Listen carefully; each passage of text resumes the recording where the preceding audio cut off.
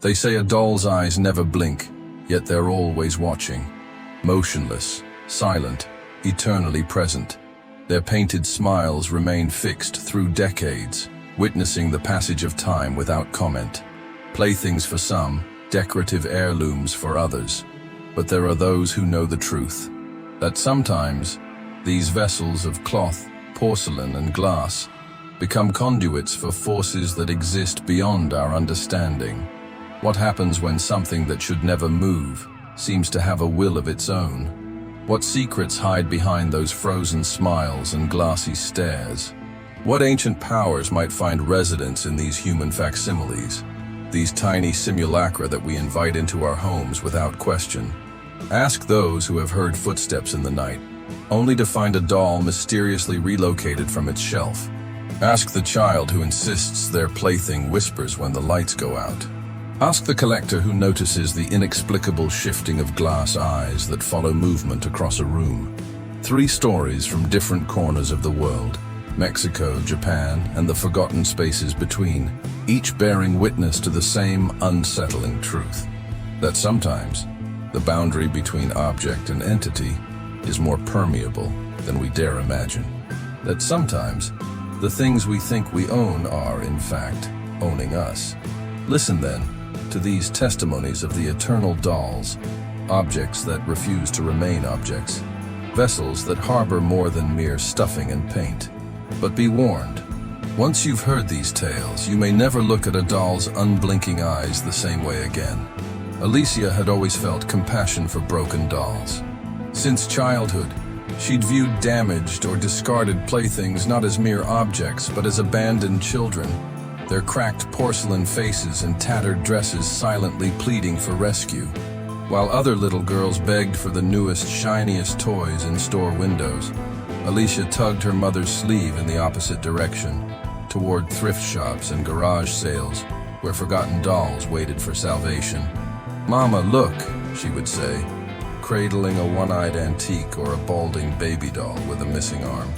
"She's so sad. No one wants her anymore." Her mother, Maria Elena, a seamstress with nimble fingers and a gentle heart, indulged this peculiar passion. Together they would restore these cast-offs, Maria Elena teaching her daughter to paint chipped faces, replace glass eyes, reattach limbs, and style new hair from wool or, for special projects, actual human hair collected from neighborhood beauty salons. "Every doll deserves a second chance," Maria Elena would say, guiding Alicia's small hands as they worked. Just like people, this childhood ritual evolved into adult obsession. By 35, Alicia had married, given birth to a daughter of her own, 6-year-old Susie, and established a workshop in her home where she meticulously brought discarded dolls back to life. The restored toys weren't sold. Instead, Alicia donated them to orphanages and women's shelters, where children with little to call their own received these reclaimed treasures. "It fills my heart," she would tell her husband Carlos, when he questioned the hours she spent hunched over broken playthings, watching a child embrace a doll that was destined for the trash. "It's like helping a forgotten child find love again." Carlos would shake his head, bemused but supportive.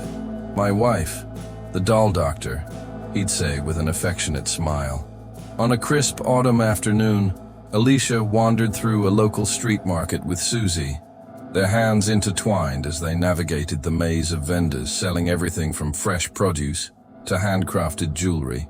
As always, Alicia's eyes scanned the stalls for potential restoration projects. "Mama, can we get ice cream?" Susie asked, pointing toward a colorful cart at the market's edge. "In a little while, sweetheart. Let's just look down this aisle first." In a dusty corner stall operated by an elderly woman whose wrinkled face seemed as ancient as the wares she sold, a peculiar doll caught Alicia's eye. Unlike the mass-produced plastic dolls that dominated modern toy stores, this one appeared to be a genuine antique, porcelain face and extremities with a cloth body, typical of dolls from another era. But something about this one was different. Despite a prominent crack running down its face like a scar, its eyes possessed an unusual luminosity. reflecting light with an almost human-like gleam. The glass irises were a deep amber color, flecked with gold that seemed to shift and dance as Alicia tilted her head to examine them. The doll's hair, a rich auburn, had been styled in loose curls that framed its delicate face. Its dress, though faded and somewhat tattered at the hem, had once been an elegant creation of lace and satin. I was hypnotized, Alicia would later recall when attempting to explain what happened next. One moment I was just looking. The next I was handing over money, barely registering the transaction. The old vendor said nothing as she accepted the payment, merely nodding as she wrapped the doll in newspaper. But as Alicia turned to leave, the woman's bony fingers closed around her wrist with surprising strength. "She has been waiting for someone like you," the vendor said, her voice a dry whisper. "Someone who sees beyond the broken places." Before Alicia could ask what she meant, Susie tugged urgently at her sleeve. "Mama, I don't like that doll," the child said, her usually bright face clouded with unease. "I know you like buying these dolls, but this one's really ugly." Something in her daughter's hesitation should have been a warning. Susie had never before objected to her mother's rescues, often participating enthusiastically in their restoration.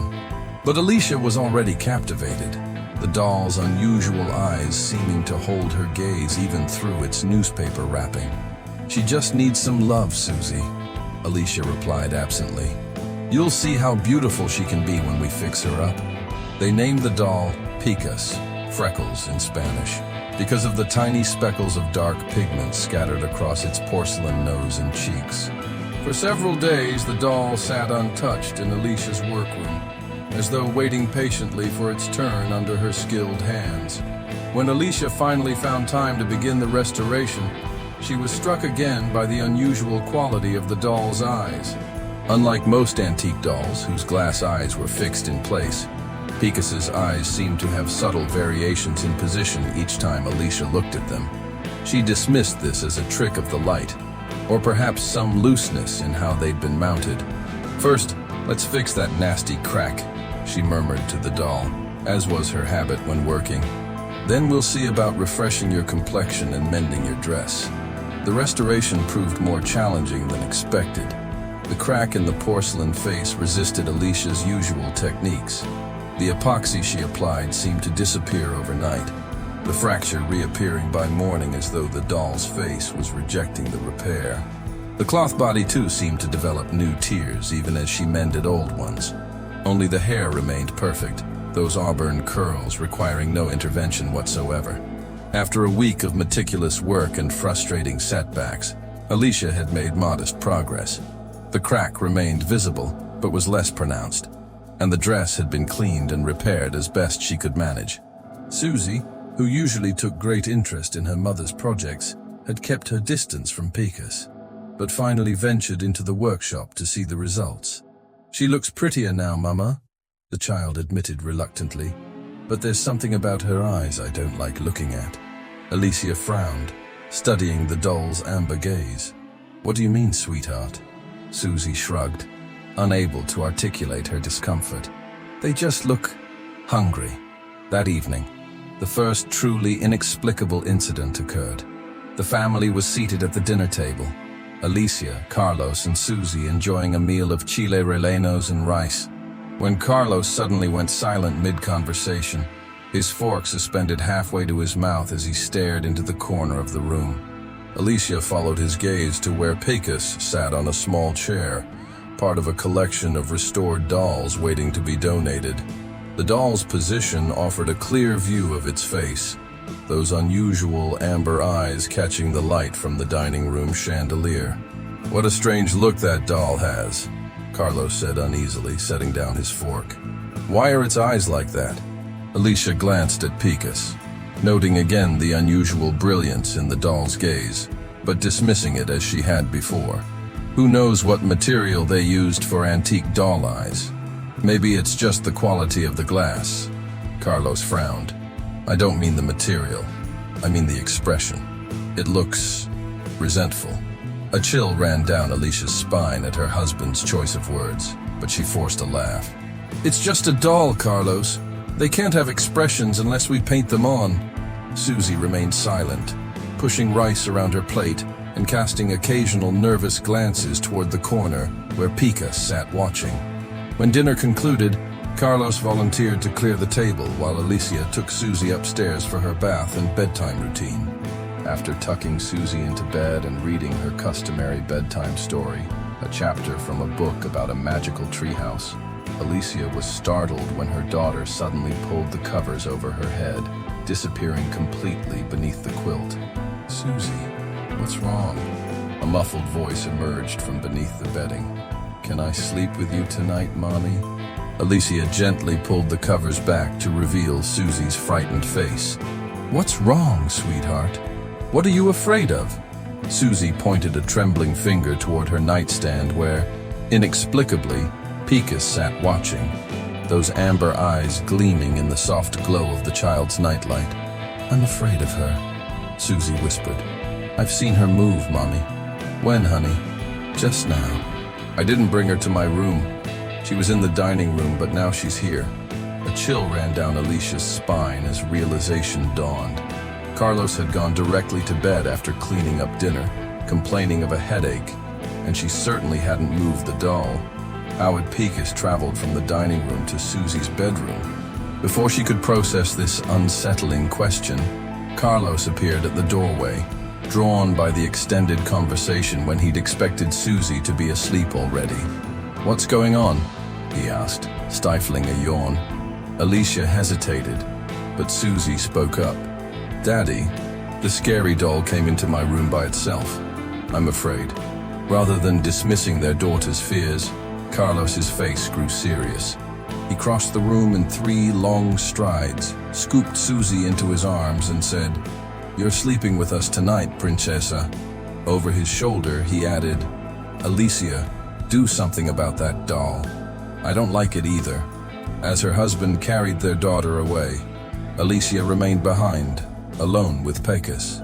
She approached the nightstand slowly, an unexpected reluctance making her movements sluggish. Something about the doll's presence felt heavier now, more substantial than mere porcelain and cloth should allow. Standing before Pecos, Alicia found herself unable to look away from those amber eyes, which seemed to hold her gaze with an intelligence that no inanimate object should possess. The room grew unnaturally quiet, the typical night sounds of the house, creaking pipes, the hum of the refrigerator downstairs, the distant traffic, all falling away until Alicia could hear only her own breathing and the thunderous beating of her heart. What happened next would haunt her forever. As Alicia stared into Pecos's glassy eyes, something impossible occurred. The amber irises seemed to soften, to liquefy, and then, defying all natural laws, 2 perfect tears formed at the lower lids and rolled down the porcelain cheeks.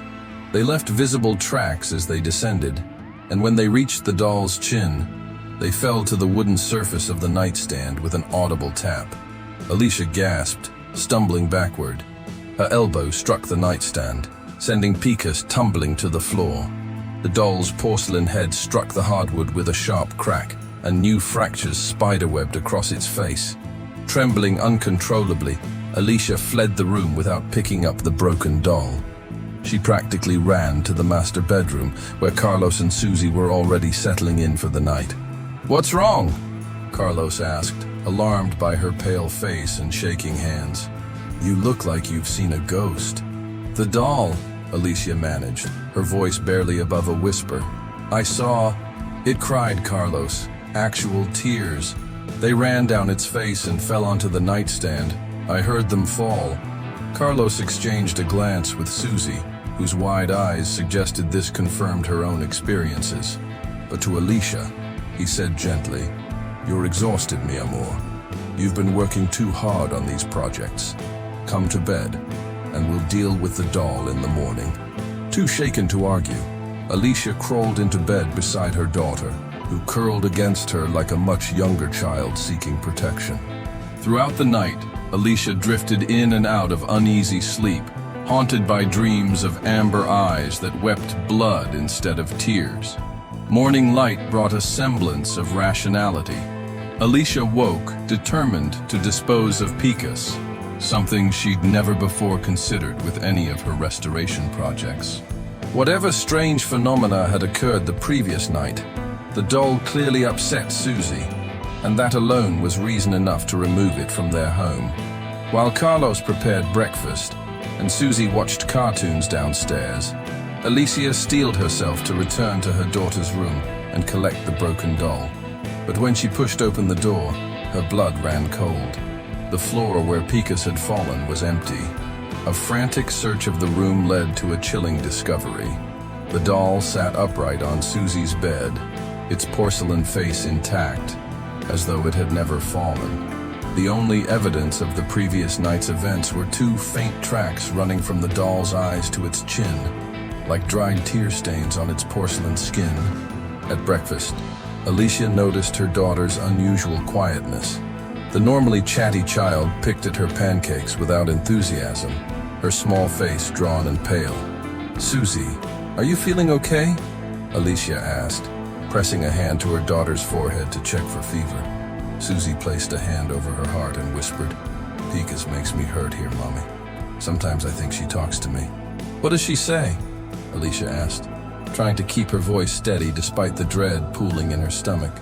"She says she's lonely. She says she needs a friend." Susie hesitated, then added in an even smaller voice, "She says she used to have a friend, but the friend left her all alone for a very long time."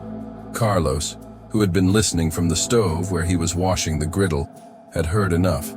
He dried his hands on a dish towel and turned to face Alicia with unusual seriousness. "Get rid of that thing," he insisted. "Today. Throw it away. Give it to someone else. I don't care. But I want it out of this house." Agreeing wholeheartedly, Alicia instructed him to dispose of the doll while she took Susie to school. "Put it in the trash outside," she said. "Not in our garbage cans, but in the dumpster down the street." Carlos nodded his understanding. But when Alicia returned home later that morning, she discovered he had placed Picus in a cardboard box and stored it in their crowded storage room, simply forgetting about it once it was out of sight. "I'm sorry," he said when confronted. "I got distracted with a work call, and then it slipped my mind. I'll throw it away tomorrow for sure." Weeks passed. Life returned to a semblance of normality, though Susie continued having nightmares about a doll that climbed onto her bed in the darkness. Alicia repeatedly asked Carlos if he'd finally disposed of Picus, and he repeatedly promised to do so the next day. One morning, as Alicia prepared Susie's lunch for school, Carlos ventured into the storage room to look for a rarely used tool. Moments later, a blood-curdling scream echoed through the house. Alicia dropped the knife she'd been using to cut sandwiches and ran toward the sound, finding Carlos standing rigid in the storage room doorway, his face ashen. "What is it? What happened?" she demanded, her heart racing. Wordlessly, he pointed at an open cardboard box on the floor. Inside lay Picus, its porcelain face marked with two distinct trails. Not the clear tracks of water that Alicia had seen that night, but crimson streaks like bloody tears that had dried on its way down the doll's cheeks. "Did you do this?" Carlos whispered hoarsely. "Is this some kind of sick joke?" "Of course not," Alicia replied, horrified. "Why would I do something like that?" They stared at each other in the dim light of the storage room, the implications of what they were seeing too terrible to articulate. Finally, Carlos broke the silence. "We're getting rid of it. Right now. Not tomorrow. Not later today. Now." This time, they took no chances. Alicia retrieved blessed palm leaves, kept from the previous Easter and stored in a drawer for good luck, and placed them in a black garbage bag along with the doll. Carlos knotted the bag tightly 3 times, then drove it to a dumpster behind a shopping center several miles from their home. When he returned, he washed his hands thoroughly, as though the mere act of touching the bag had contaminated him. "It's done," he told Alicia. "Whatever that thing was, it's gone now." That night, Alicia was awakened by flashing lights outside their bedroom window. Red and blue pulses illuminated the room in rhythmic intervals. Slipping out of bed, careful not to wake Carlos or Susie, who had once again sought refuge in their bed. She pulled back the curtain to see police cars, ambulances, and a crowd of neighbors gathered in the street. Curious and concerned, she and Carlos ventured outside, wrapping robes around themselves against the night chill. An officer approached as they reached the sidewalk. "Is everything okay?" Alicia asked. "What's happening?" The officer, a middle-aged woman with tired eyes, explained. "We received reports from neighbors about crying coming from the garbage bags on collection day. They thought someone had abandoned a baby. False alarm, though." She shook her head ruefully. "We only found a doll." Alicia's blood ran cold. She knew without having to ask which doll they had found. In the days that followed, Susie's spirits gradually improved, the weight of Picas's presence lifting from their home. Her nightmares subsided, her appetite returned, and the shadows beneath her eyes faded. But Alicia remained haunted by unanswered questions. What entity had resided in that porcelain vessel? What connection had it sought with her family, particularly with Susie? And most disturbingly, where was Picas now? Months later, Alicia would happen upon a newspaper article about a series of unexplained fires in a foster home across town. The article included a photograph of a child holding a doll salvaged from the ashes, a doll with auburn curls and amber eyes that seemed to stare directly through the newspaper into Alicia's soul. She never restored another doll again. 4 generations of women in Miriam's family had been haunted by a single doll, a legacy of grief, obsession, and inexplicable phenomena that spanned nearly a century. As Miriam sat in her darkened apartment, the doll watching from its permanent place on a shelf she'd built specifically to house it, she contemplated the weight of inheritance. Some families passed down jewelry or property. Hers had bequeathed this cloth sentinel with its knowing eyes and hidden influence. The nightmare began with her great-grandmother in a small mountain village in 1924. Barely 16, the girl had been married against her will to a local farmer who, at 46, was 3 decades her senior. The arrangement, negotiated between families like a business transaction, had sentenced the young bride to a life far from her childhood dreams.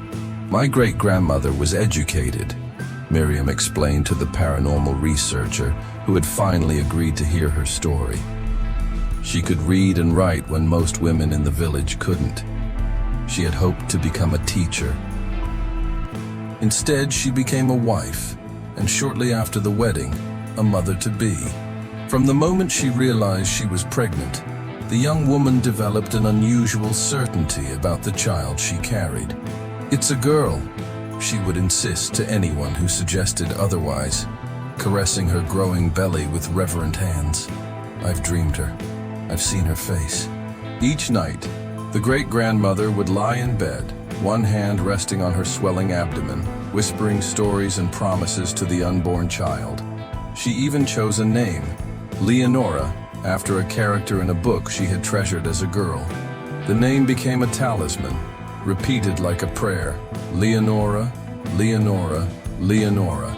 But tragedy struck in the 6th month of pregnancy. While walking to the village well, the young woman collapsed in pain, blood soaking through her simple dress. The nearest medical facility was hours away by horse-drawn cart, and by the time they reached it, doctors could only save the mother. The baby, indeed a girl, just as she had insisted, was lost. The physical recovery took weeks, but the psychological wounds never truly healed. The great-grandmother sank into a depression so profound that she barely spoke or ate, existing like a ghost in her husband's house. Concerned for her deteriorating condition, her in-laws presented her with gifts meant to lift her spirits. Among them, a doll. Not just any doll, but a handcrafted, exquisite creation approximately 50 centimeters tall. Its body was cloth, stuffed with horsehair, but its face and limbs were painted to resemble fine porcelain. Most distinctive was its hair, not synthetic but actual human hair, secured strand by strand into the cloth scalp. The doll wore an intricate lace dress with tiny pearl buttons and delicate embroidery, and its face had been painted with remarkable skill, down to the faint freckles across its nose and the subtle pink blush on its cheeks. In her fragile mental state, the great-grandmother fixated on the doll immediately. She began to sleep with it cradled in her arms, whispering to it the same stories she had told her unborn daughter. Soon, she became convinced that the doll formed a connection to her deceased child. She would dream of a crying baby in a crib, Miriam recounted. But when she approached, she would find only the doll. Yet she swore she could feel a presence there, her daughter's essence, somehow trapped between worlds. Convinced her daughter's soul resided within the toy, the great-grandmother named the doll Leonora and began treating it not as an object, but as family. Though she eventually bore 7 living children in the years that followed, no one was permitted to touch or play with the doll. It occupied a special place in the household, a small shelf decorated with candles and flowers, like a shrine. "This is not a toy," she would scold her children if they approached it. "This is your sister. Show respect." Years passed. The great-grandmother aged, her hair whitening, her face etching with lines of a hard rural life. On her deathbed in 1965, surrounded by her adult children and grandchildren, she called for her youngest daughter, also named Leonora, after the doll and the lost child. "Care for her," the dying woman whispered, pressing the doll into her daughter's hands. "She's not an ordinary doll. Your sister's essence lives within her. Never leave her alone. Never let her feel abandoned again." Leonora accepted this unusual responsibility with the solemn reverence her mother's deathbed request demanded. She took the doll home to her own house in a nearby town, where she lived with her husband, a carpenter with a prosperous business. But fate had a cruel symmetry in store. When Leonora married and became pregnant with her first child, history repeated itself with chilling precision. In the 6th month of her pregnancy, the same stage at which her mother had lost baby Leonora, she too suffered a miscarriage. The child, revealed to be a girl during the emergency procedure to save Leonora's life, was lost. Like her mother before her, Leonora sank into depression. And like her mother, she found solace in the doll, which now took on even greater significance. In her grief-stricken mind, the doll contained not only the essence of her lost sister, but now her daughter as well. 2 souls bound to the cloth and porcelain vessel. Strange phenomena began to manifest in their home. Neighbors reported hearing an infant's cries emanating from the house at odd hours, though everyone knew the family had lost their baby. Curious onlookers passing by the front windows would glimpse the doll sitting alone on the sofa or in a rocking chair and swear they saw its chest rise and fall as if breathing. The stories spread through the town, Miriam said. Some neighbors moved away, disturbed by what they perceived as something satanic occurring in my grandmother's house. But she insisted the doll was benevolent, a guardian of our family's lost daughters. Leonora became increasingly possessive of the doll, forbidding anyone, even her husband, from touching it. She created a special cabinet with glass doors where Leonora the doll could sit and watch over the household. Candles burned perpetually on either side of this cabinet, and Leonora would speak to the doll for hours, sometimes laughing as though sharing jokes with a living companion. As she aged, Leonora gave birth to 3 more children, all boys, all healthy, but the daughter she longed for never came. When cancer claimed her in 1988, she followed her mother's example, summoning her only daughter-in-law, Ophelia, to her hospital bed. "The doll must stay in our bloodline," she insisted, her voice weakened by disease and morphine. "Take her, care for her. She carries our family within her." Ophelia, Miriam's mother, reacted differently than the previous generations. Perhaps because she had married into the family rather than being born to it. She viewed the doll with suspicion rather than reverence. She accepted it out of respect for her dying mother-in-law, but upon returning home, she placed Leonora in a wooden box and unceremoniously shoved it under her bed. "My mother wanted no part of the family obsession," Miriam explained.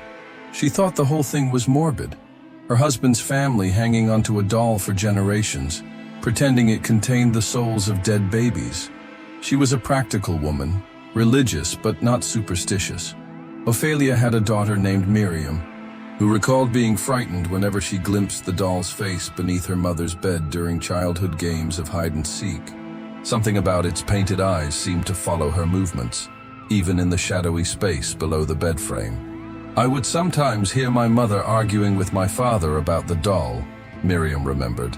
"It's creepy," she would say. "I don't want it in our house." But my father would insist that his mother's dying wish had to be respected. When Miriam was 8 years old, tragedy struck the family once more. Ophelia, after years of insisting she wanted no more children, unexpectedly became pregnant, with twin girls, as an early ultrasound revealed. The parallels to the family history were impossible to ignore, especially when, in the 6th month of pregnancy, Ophelia began experiencing complications. Despite modern medical intervention, hospitalizations, bed rest, medications to stop premature labor, Ophelia lost both twins in a traumatic delivery that nearly claimed her life as well. The doctors could offer no explanation beyond, "Sometimes these things happen." But within the family, a more sinister interpretation took root. In her grief, Ophelia underwent a transformation that frightened young Miriam.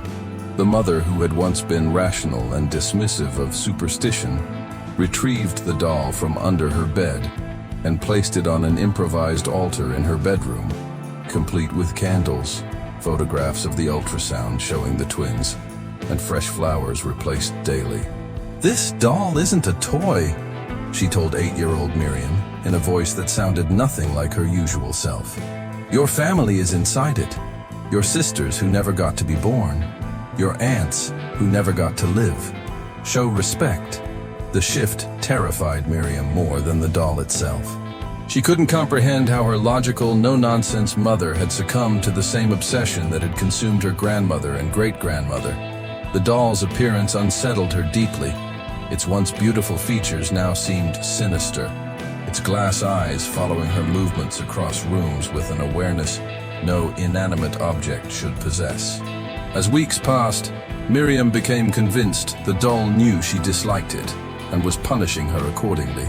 She began experiencing vivid nightmares in which shadowy figures entered her bedroom, causing physical pain or attempting sexual violations.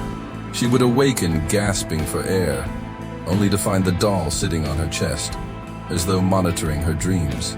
When I told my mother about the nightmares, she said it was because I hadn't shown proper respect to Leonora, Miriam recalled, shuddering at the memory. She said the doll was trying to teach me a lesson about family loyalty. Years passed. Miriam grew up, went to college, had relationships, always careful to avoid pregnancy, though she couldn't articulate why even to herself. Eventually, she returned home to care for her mother, who had developed early-onset dementia. Her father had died in a construction accident, and her brothers had scattered to distant cities, leaving Miriam as Ophelia's sole caretaker. As Ophelia's condition deteriorated, her fixation on the doll intensified. She would have conversations with it, sometimes laughing, sometimes weeping, insisting that the girls were speaking to her through Leonora. In her more lucid moments, she would clutch Miriam's hand and extract promises about the doll's future care. When Ophelia lay dying in a hospice facility at only 58, she called Miriam to her bedside for a final conversation. "From today, Leonora will be yours," she whispered, her voice raspy from the cancer that had spread from her lungs to her brain. "No, Mother," Miriam replied firmly, having rehearsed this moment in her mind for years. "I don't want that doll. You know it has always frightened me." Ophelia began to weep, her skeletal hand gripping Miriam's wrist with surprising strength. "You must accept her, daughter. She belongs to you. Our family is inside her, your sisters, your aunts. If you refuse, I cannot rest in peace." Exhausted from months of caretaking and overwhelmed by grief, Miriam reluctantly agreed, if only to provide comfort in her mother's final hours. As soon as the words left her lips, Ophelia closed her eyes and died, as though she had been holding on to life solely to ensure the doll's transition to the next generation. The nightmare truly began for Miriam then. Upon bringing the doll back to her apartment, she immediately attempted to destroy it. She tried burning it in her bathtub, but the flames merely charred the cloth slightly before extinguishing themselves, regardless of how much accelerant she used. The doll's painted face remained intact, those glass eyes reflecting the flickering flames with what Miriam could only interpret as amusement. She threw it in the trash 3 times, driving the garbage bags to different dumpsters across the city. Yet after weeks, or sometimes months, the doll would inexplicably reappear in her home, once in her closet among her shoes, once sitting at her kitchen table as though waiting for breakfast, and most terrifyingly, once lying beside her in bed when she awoke one morning. In desperation, she gave it away, first to a neighbor with a young daughter, then to an antique collector who marveled at its craftsmanship and authentic human hair. Both returned it within days, the neighbor pale-faced and refusing to explain why, the collector claiming his wife had experienced disturbing dreams since the doll entered their home. "I know she dislikes me," Miriam confessed to the researcher recording her testimony. "She knows I've rejected her, that I don't want her. The previous generations embraced her, welcomed her presence. I'm the first to fight against it, and she punishes me for that resistance." Now 32, Miriam lives in constant fear, not just of the doll itself, but of what it represents. "I'm certain that if I become pregnant, I'll lose my child just like the women in my family before me. I don't know how much longer I can endure this." She has consulted psychics, priests, paranormal investigators, anyone who might offer a solution. Most dismiss her story as delusion or grief manifesting as supernatural belief. A few have attempted exorcisms or cleansing rituals, but nothing has succeeded in removing Leonora's influence. For my great-grandmother, grandmother and mother, she was a beloved family doll housing our relatives' souls. But for me, she contains something demonic, Miriam whispered, her voice breaking. The most terrifying thing is hearing her cry at night. Not one voice, but 4 distinct infant wails crying simultaneously, as though all the lost children are trapped inside, begging to be released. The doll waits patiently in Miriam's home, its painted smile never fading, its glass eyes reflecting generations of loss and obsession. Another vessel in a centuries-old tradition of objects, becoming repositories for something more than mere craftsmanship, containers for grief, longing, and perhaps entities that find human emotion the perfect breeding ground for attachment. "I've tried to research the doll's origins," Miriam added as our interview concluded. "But there's no maker's mark, no identifying features that would tell me who created her or when. My great-grandmother's in-laws claimed it came from a European doll maker, but I've had experts examine it, and they say the craftsmanship is unlike any known doll manufacturer of that era. What truly haunts Miriam is not knowing whether the doll created the family curse or merely serves as its conduit. Whether those 4 generations of lost daughters were coincidence, genetic predisposition, or something orchestrated by whatever dwells within Leonora's cloth body and painted face. Some nights I wake to find her sitting on my dresser, though I always keep her on the shelf across the room. Her head will be tilted slightly, as though considering me. And sometimes, Miriam hesitated, lowering her voice to a whisper. Sometimes I think I see her smile change, just a little, becoming wider, more knowing. As I left Miriam's apartment that evening, I caught a glimpse of Leonora on her dedicated shelf, surrounded by candles that Miriam keeps lit, out of respect for family tradition. Perhaps it was a trick of the flickering light, but I could have sworn one of the doll's glass eyes winked as I passed by, a conspiratorial gesture that chilled me more than any of the supernatural claims I'd heard that night. 3 months after our interview, I received a brief email from Miriam containing only 5 words. "I'm pregnant. God help me." I've tried contacting her multiple times since then. My calls go unanswered, my messages unread, Her neighbors report that she still lives in the apartment, though she rarely ventures out anymore. They mention hearing a child crying sometimes, though they know Miriam lives alone, or perhaps not entirely alone. The young couple thought the antique Japanese doll would comfort their dying 2-year-old sister. When Eikichi Suzuki purchased the traditional doll with its distinctive blunt-cut hair in 1918 Hokkaido, Japan, he couldn't have imagined the century-long mystery he was setting in motion. The Suzuki family lived in Hokkaido's cold northern climate, where winters brought snow that buried their modest home almost to the roofline, and summer's brief warmth was cherished like a rare gift. Their youngest daughter, also named Okiku, a common girl's name in that era, had been diagnosed with a progressive illness that puzzled the local doctors. At 2 years old, the child was withering away despite her family's desperate efforts to save her. Eikichi, her 17-year-old brother, had taken work at the nearby port, loading cargo onto ships bound for distant harbors, when he spotted the doll in a merchant's stall, likely brought by a sailor from the mainland. He spent nearly a month's wages to purchase it for his beloved sister. The doll stood about 40 centimeters tall, dressed in a traditional kimono of red and white silk. Its face had been carved from wood and painted with exquisite attention to detail. Almond-shaped eyes that gleamed like polished obsidian, a small nose, and lips colored subtle pink. Most distinctive was its hair, genuine black human hair, cut in the traditional style worn by young girls, with straight bangs across the forehead and the length falling just to its shoulders. The toddler Okiku immediately bonded with her namesake doll, carrying it everywhere and speaking to it as though it could understand her childish babble. In photographs from that brief period, faded sepia images now preserved in the temple archives, the human Okiku can be seen clutching the doll Okiku to her chest, both of them staring at the camera with solemn eyes. It was as though they recognized something in each other, explained Noriko Yamada, the current caretaker of the doll at Manenji Temple. Perhaps two souls that knew their time together would be brief. Indeed, the human Okiku's condition deteriorated rapidly in the weeks following the doll's arrival. One winter night, as snow piled against the windows and wind howled through the eaves, the child's fever spiked dramatically. By morning, she had passed away, her small fingers still wrapped around the doll's kimono-clad body.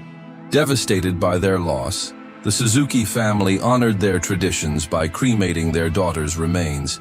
But rather than dispose of her beloved doll, they placed it on the memorial altar alongside her ashes. A small shrine was created in their home, a butsudan, or Buddhist altar, with the child's memorial tablet, her photograph, offerings of rice and incense, and the doll watching over it all with those gleaming black eyes. Then the inexplicable began. The mother noticed it first, approximately 3 months after her daughter's death. While dusting the butsudan, she observed that the doll's hair, originally cut precisely at shoulder length, now extended nearly an inch beyond that point. Thinking her grief had affected her memory of the doll's appearance, she said nothing to her husband or son. 2 months later, there could be no doubt. The hair had grown again, now reaching the doll's upper back. The phenomenon defied rational explanation. Hair, even human hair attached to a doll, cannot grow. It contains no living follicles, no connection to biological processes that would enable growth. Yet grow it did, at a pace roughly matching that of a living child's hair growth, about half an inch per month. By the first anniversary of little Okiku's death, the doll's hair reached its waist. The family, rather than being frightened by this supernatural occurrence, found comfort in it. They came to believe their daughter's spirit had taken residence in her favorite toy, and the growing hair served as proof of her continued presence in their home. They began a monthly ritual of trimming the ever-growing hair, speaking gently to the doll as they did so, as though giving their daughter a haircut. Word of the phenomenon spread beyond the family. Local Buddhist monks were consulted, and several confirmed through meditation and ritual that a human soul indeed inhabited the doll. They sensed no malevolence in this occupation. merely the lingering attachment of a child who had left the world before she was ready to depart. In our tradition, this is not unheard of, explained the head monk at Manenji Temple. Objects of deep significance can sometimes serve as vessels for human spirits, particularly those who experienced sudden or traumatic deaths. The child's attachment to the doll in life created a pathway for her spirit in death. As Japan entered the turbulent years of World War II, the Suzuki family grew concerned for the safety of the doll, now considered a cherished repository of their daughter's spirit. Bombing raids threatened Hokkaido, and the family feared their home might be destroyed, leaving the doll-bound spirit of Okiku without shelter. In 1938, they made the difficult decision to entrust the doll to the Manenji Temple, a local Buddhist temple that had survived centuries of war and natural disaster.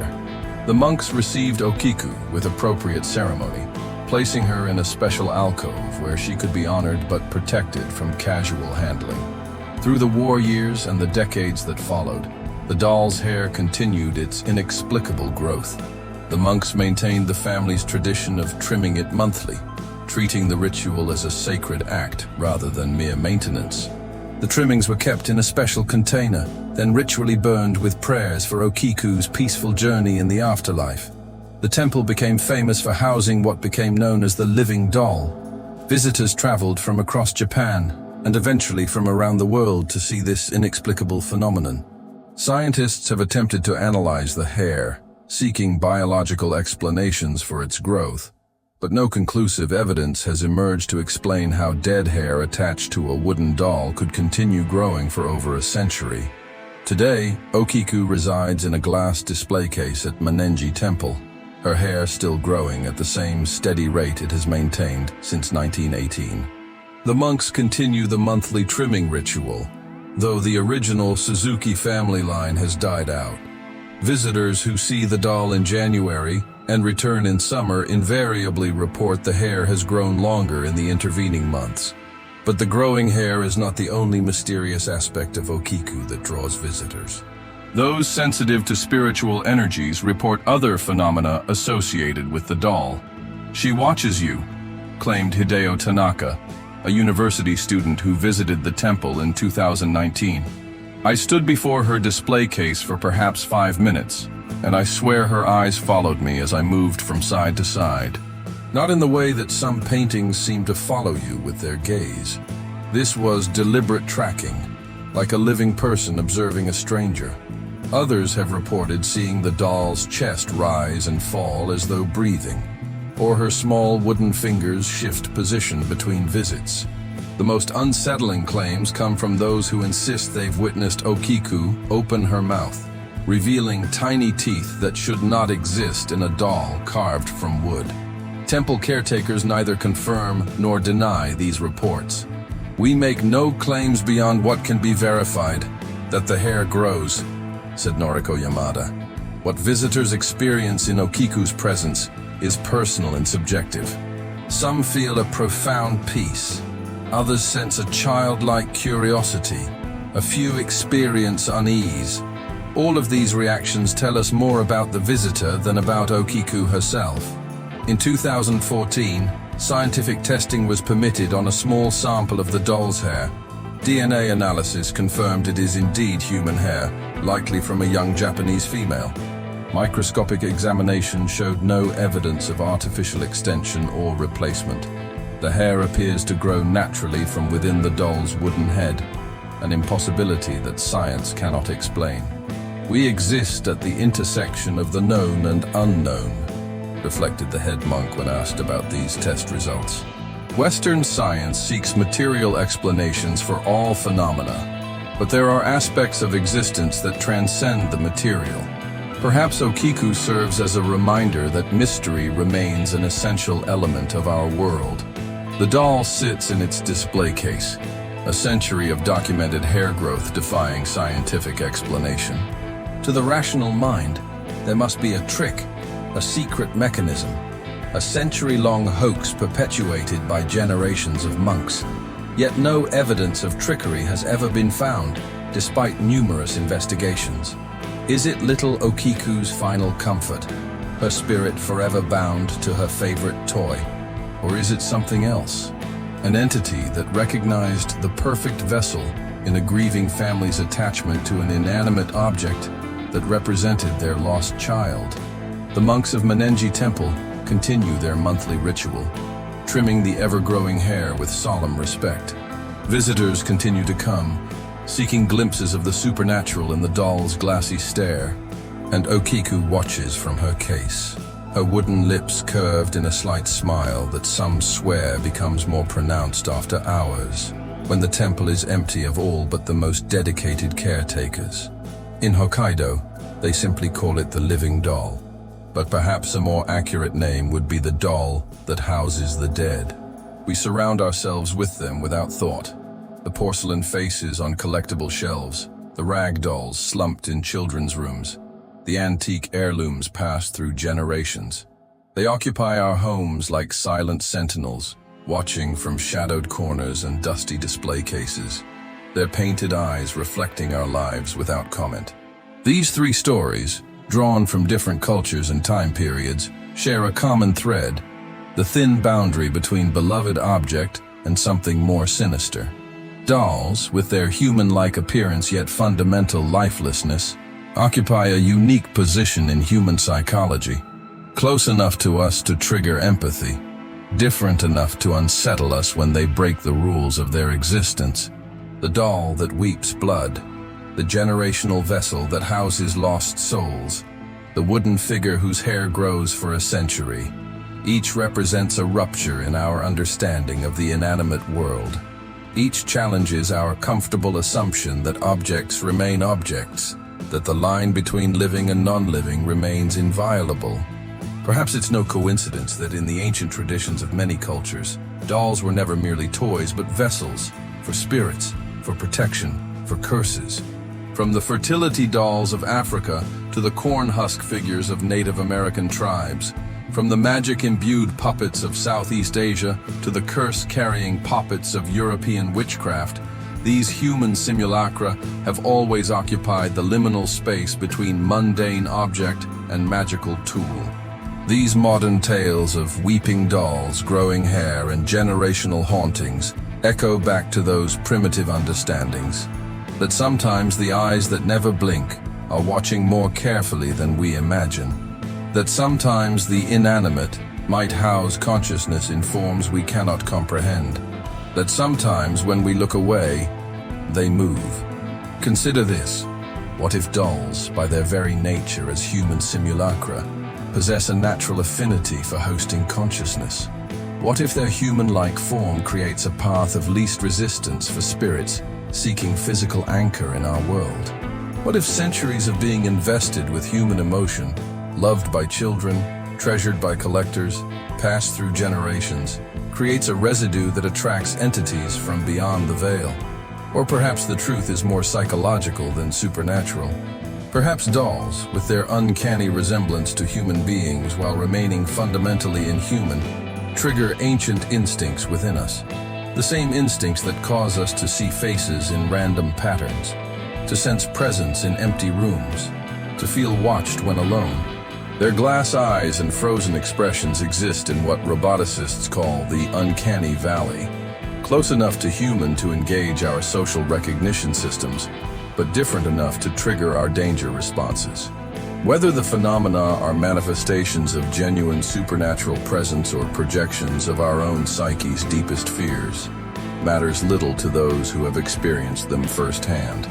To Alicia, whose restoration project led to bloody tears trailing down porcelain cheeks, the terror was real. To Miriam, who cannot escape a family heirloom that seems to harbor generations of lost souls, the dread is palpable. To the monks who faithfully trim Okiku's ever-growing hair each month, the mystery transcends rational explanation. These stories serve as reminders that the world remains full of mystery, despite our scientific certainties and technological advances. They whisper that perhaps we should be more mindful of what we invite into our homes, what we place on shelves near where our children sleep, what we accept as gifts from strangers in markets. For in the end, The most disturbing aspect of these tales is not that dolls might move when we aren't looking, or cry tears of blood, or grow hair in defiance of natural law. It's the implication that the boundary between object and entity might be more permeable than we dare imagine. That consciousness might reside in unexpected vessels, watching us through glass eyes that never blink but see everything. Tonight, as you prepare for sleep, cast a glance toward that childhood doll you couldn't bear to discard, the one watching from your closet shelf or dresser top. Notice how the shadows fall across its painted features, how its posture seems slightly different than you remember positioning it. And ask yourself, is it merely an object of nostalgia, a remnant of childhood preserved, or is it watching, waiting, collecting your secrets and sorrows like Picas, harboring generations of loss like Leonora, growing in ways imperceptible until too late like Okiku? Perhaps it's best not to look too closely. Some questions are better left unasked, especially when glass eyes might answer back. Sleep well, and remember, they're only dolls, aren't they?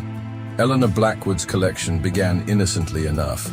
A porcelain doll from her grandmother at age 7. A cloth-bodied Victorian piece discovered at an estate sale in her 20s. A rare German bisque figure purchased with her first significant paycheck. By the time she reached 50, her modest suburban home housed over 300 dolls, each meticulously catalogued, displayed and cared for with reverent attention. People misunderstand collectors, Eleanor explained as she guided me through rooms where glass eyes followed our every movement. They think it's about possession, about owning something rare, but it's about preservation, keeping these pieces of history alive. Eleanor stood out among doll collectors I'd interviewed for my research into attachments between humans and inanimate objects. While most enthusiasts spoke of their collections with cheerful passion, Eleanor approached hers with the solemn dedication of a religious acolyte. Her gray hair was pulled into a severe bun, her thin frame draped in a high-necked black dress that wouldn't have looked out of place in a Victorian mourning portrait. Even her movements seemed deliberate, measured, as though she feared disturbing the dolls that watched from every surface. "Do you have favorites?" I asked, noting how she would touch certain dolls with particular tenderness as we passed. "Favorites suggests an emotional preference," she replied, her voice soft but precise. "Each has its own significance. Some are simply more alive than others." The phrasing gave me pause. Alive? Eleanor's pale lips curved in a smile that didn't reach her eyes. A figure of speech. Some dolls retain more of their history, their previous owner's energy, if you will. These are the ones that deserve special attention. She led me to a room I hadn't expected to find in the modest house. A purpose-built addition with climate control, specialized lighting, and museum-quality display cases. Unlike the other rooms where dolls sat on open shelves or in ordinary cabinets, this space resembled a high-security exhibition. Each case contained a single doll, illuminated dramatically and surrounded by small artifacts, photographs, letters, personal effects. "These," Eleanor said with reverence, "are the Sentinels. 12 cases, 12 dolls, arranged in a perfect circle around a 13th in the center, a life-sized figure seated in a child's rocking chair, its porcelain face bearing a web of fine cracks that had been meticulously repaired. All 13 wore identical expressions, solemn, knowing, their glass eyes containing a depth that the dolls in the outer rooms had lacked. "I don't bring many people here," Eleanor continued, her voice dropping to a whisper. "They wouldn't understand the responsibility." "Responsibility?" I echoed, finding myself instinctively matching her hushed tone. "To maintain the circle, to keep them contained." She approached the central figure, adjusting its lace collar with the gentle touch one might use with a living child. "This is Margareta. She's the oldest. Swedish, circa 1868. When she came to me, she was damaged, neglected, like all of them." I moved closer to examine the central doll, noting the quality of its craftsmanship and the unusual amber color of its glass eyes. "She's beautiful. She's angry. Eleanor corrected, still fussing with the doll's clothing. They all are. Abandoned by families, mistreated by careless owners, forgotten in attics and basements. Before I found them, they had suffered greatly. The prickling sensation at the back of my neck intensified. Eleanor spoke of the dolls not as collectibles, but as rescued abuse victims. I'd encountered similar anthropomorphism among collectors before, but something in her detached certainty struck me as fundamentally different, less like imaginative projection and more like someone stating objective fact. "How do you know they were mistreated?" I asked, attempting to maintain the professional neutrality that had served me through hundreds of interviews with eccentric collectors. Eleanor's head tilted slightly, as though listening to a distant sound. "They told me." Before I could formulate a response, she continued her circuit of the room, gesturing to each case in turn. Marianne, French bébé, 1895, found in a garbage dump outside Paris. Eliza, American composition, 1923, sole survivor of a house fire that claimed her owner's family.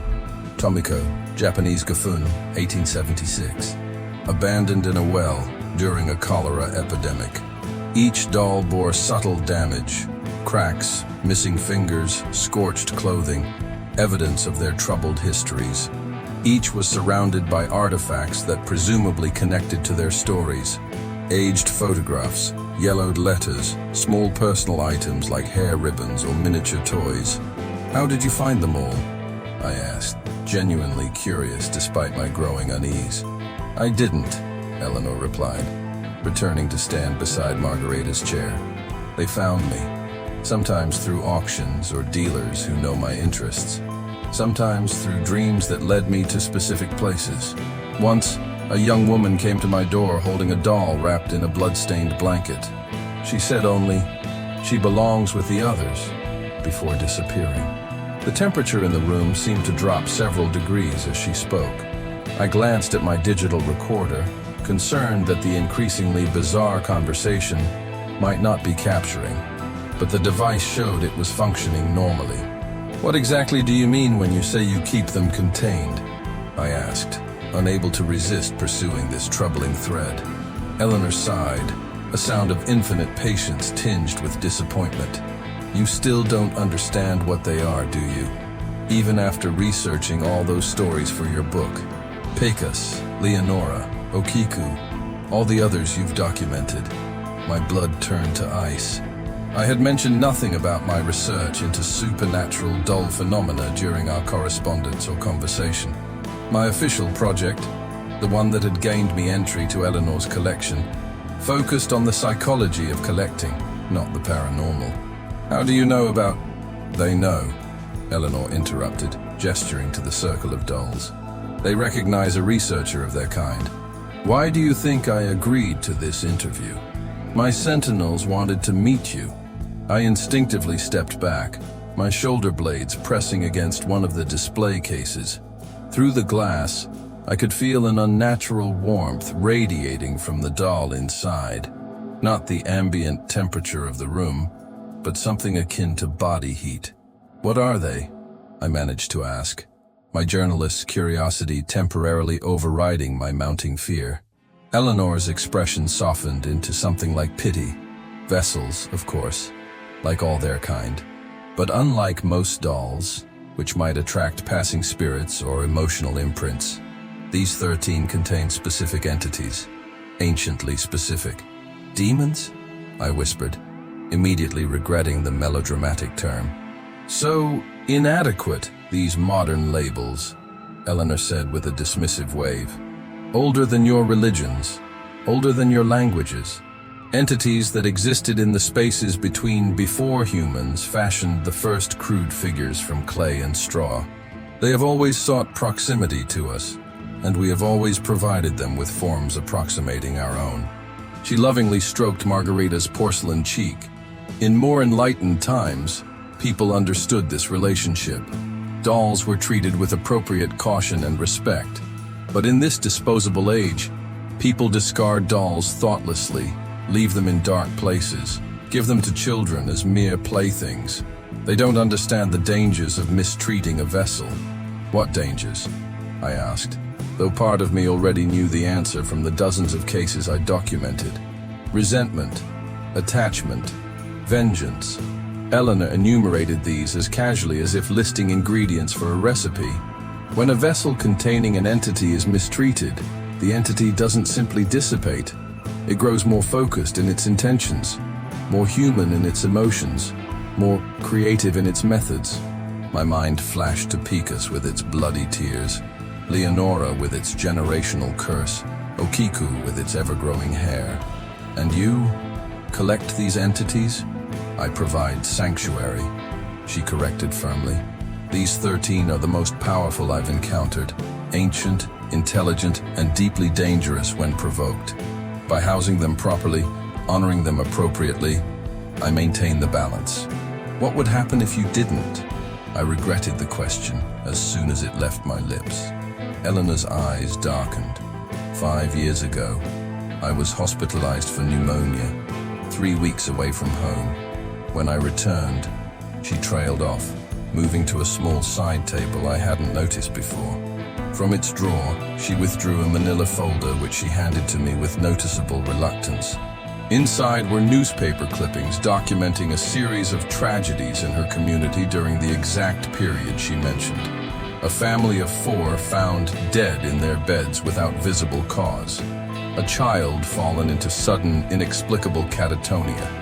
A house consumed by fire that started simultaneously in all rooms without apparent ignition source. They require attention, Eleanor said simply, taking back the folder. Regular acknowledgement of their presence. Specific rituals of respect. When denied these things, they seek alternatives. I swallowed hard, looking around at the 13 dolls with new understanding. Why show me this? Why tell me? Eleanor returned to Margareta's side, placing one thin hand on the doll's shoulder in what looked disturbingly like a restraining gesture. Because I am 73 years old, with advancing pancreatic cancer and no living relatives, my time as caretaker draws to a close, and the Sentinels require a successor. The implication hung in the air between us, heavy as lead. I can't possibly, I began. You've already begun, she interrupted. Your research, your book, your fascination with these phenomena. You've been preparing without knowing it. The Sentinels have chosen you. That's why your investigations have been so productive. They've been drawing you toward this moment. Cold fear washed through me as I recalled how my research had progressed. The improbable string of contacts leading me to hidden stories. The dreams that suggested new avenues of investigation. The strange coincidences that delivered crucial information at pivotal moments. Had I been researching my book, or had something been guiding me toward a predetermined conclusion? I need to leave, I said abruptly, gathering my recording equipment with shaking hands. Eleanor made no move to stop me, her face a mask of resignation. Of course, few accept the responsibility immediately, but they know you now, and they are very, very patient. I backed toward the door, unwilling to turn away from the circle of dolls, whose glass eyes seemed to track my movement with newfound intensity. Just before I reached the threshold, Eleanor spoke again. When you begin to dream of Margareta, call me. It means they've started the transition. There isn't much time after that. I fled the house without responding, driving for hours in a random direction before the panic subsided enough for rational thought to return. That night, in an anonymous hotel room, I reviewed the recording of our interview, hoping to find that I had somehow misinterpreted or exaggerated the encounter. The digital file contained only static and fragments of unintelligible speech. I never published my book on supernatural doll phenomena. I destroyed my research notes, deleted interview recordings, and abandoned the project entirely. I changed my phone number, moved to a different state, and accepted a teaching position that kept me far from the world of collectors and their possessions. For 3 years, I convinced myself that Eleanor Blackwood had been nothing more than an eccentric, elderly woman with delusions brought on by isolation and illness. I rationalized the newspaper clippings as coincidences she had woven into her fantasy. I dismissed the static-filled recording as technical malfunction. Then, last Tuesday night, I dreamed of a Swedish doll with amber eyes and a web of fine cracks across its porcelain face. It sat in a child's rocking chair, surrounded by 12 silent watchers, waiting for me to claim my inheritance. When I woke, my phone, a number I've shared with no one connected to my previous research, displayed a text message from an unknown sender. "They're ready for you to come home." What draws us to create these simulacra of ourselves? From prehistoric fertility figurines to modern fashion dolls, humans have always crafted miniature versions of the human form. Psychologists suggest it fulfills our need to see ourselves reflected, to process complex emotions through play, to practice social interactions in a controlled environment. But perhaps there's another explanation, an older understanding that has been largely forgotten in our rational age. Perhaps we create dolls because something else wants us to. Perhaps these vessels serve a purpose beyond our comprehension, fulfilling a need that exists outside human experience entirely. Consider how universal the phenomenon is. Every culture across every continent has created human figurines regardless of their level of technological advancement. Consider how consistent the taboos surrounding dolls remain across disparate societies. The warnings against disrespect, the superstitions about proper disposal, the common belief that dolls can harbor spirits or energies. Are these merely cultural coincidences, or evidence of a shared understanding that has been gradually obscured by modernity? The stories collected here, Pecos with its bloody tears, Leonora with its generational curse, Okiku with its ever-growing hair, and the 13 sentinels in Eleanor Blackwood's specialized chamber, represent only a fraction of the documented cases where dolls have exhibited properties beyond the inanimate. For every famous case like Robert the Doll or Annabelle, hundreds more exist in family histories, local legends, and personal experiences that never reach wider attention. What if all dolls exist on a spectrum of potential animation? What if the materials used, the intention behind their creation, the emotional energy invested in them by owners, all contribute to their capacity to serve as vessels? Perhaps the antique dolls crafted by hand with natural materials lie at one end of this spectrum, mass-produced plastic toys at the other. Though even these modern facsimiles sometimes feature in unexplained phenomena.